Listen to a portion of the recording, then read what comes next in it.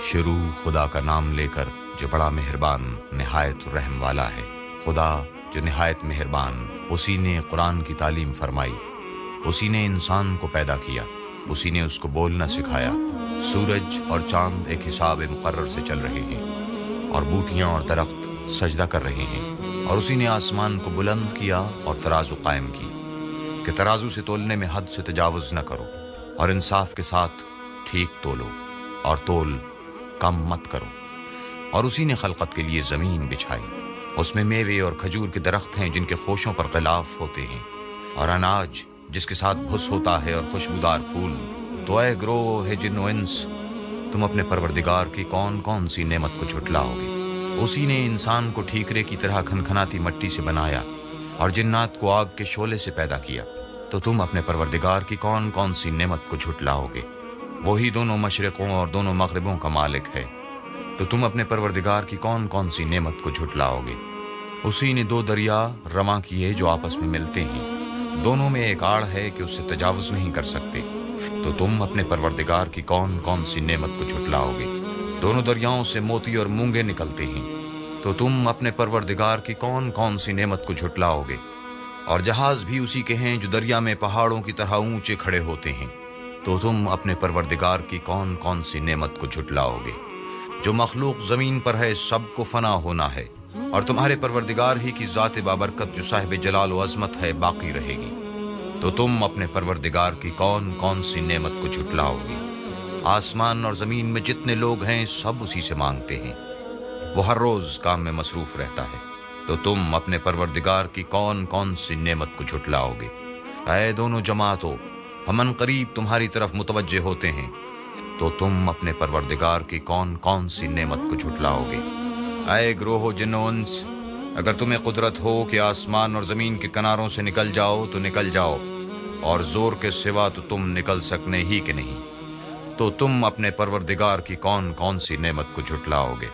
تم پر آگ کے شعلے اور دھواں چھوڑ دیا جائے گا تو پھر تم مقابلہ نہ کر سکو گے، تو تم اپنے پروردگار کی کون کون سی نعمت کو جھٹلاؤ گے؟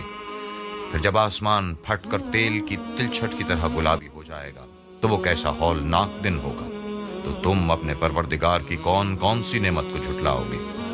اس روز نہ تو کسی انسان سے اس کے گناہوں کے بارے میں پرسش کی جائے گی، اور نہ کسی جن سے۔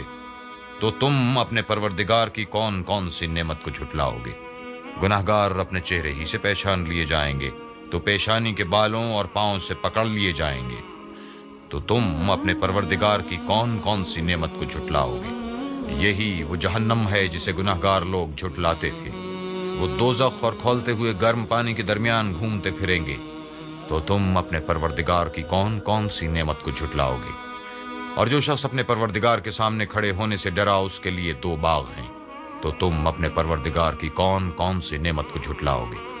ان دونوں میں بہت سی شاخیں یعنی قسم قسم کے میووں کے درخت ہیں، تو تم اپنے پروردگار کی کون کون سی نعمت کو جھٹلاؤ گے؟ ان میں دو چشمے بہ رہے ہیں، تو تم اپنے پروردگار کی کون کون سی نعمت کو جھٹلاؤ گے؟ ان میں سب میوے دو دو قسم کے ہیں، تو تم اپنے پروردگار کی کون کون سی نعمت کو جھٹلاؤ گے؟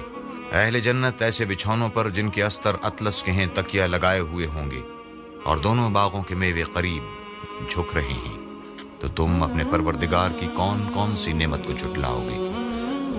ان میں نیچی نگاہ والی عورتیں ہیں جن کو اہل جنت سے پہلے نہ کسی انسان نے ہاتھ لگایا اور نہ کسی جن نے، تو تم اپنے پروردگار کی کون کون سی نعمت کو جھٹلاؤ گے؟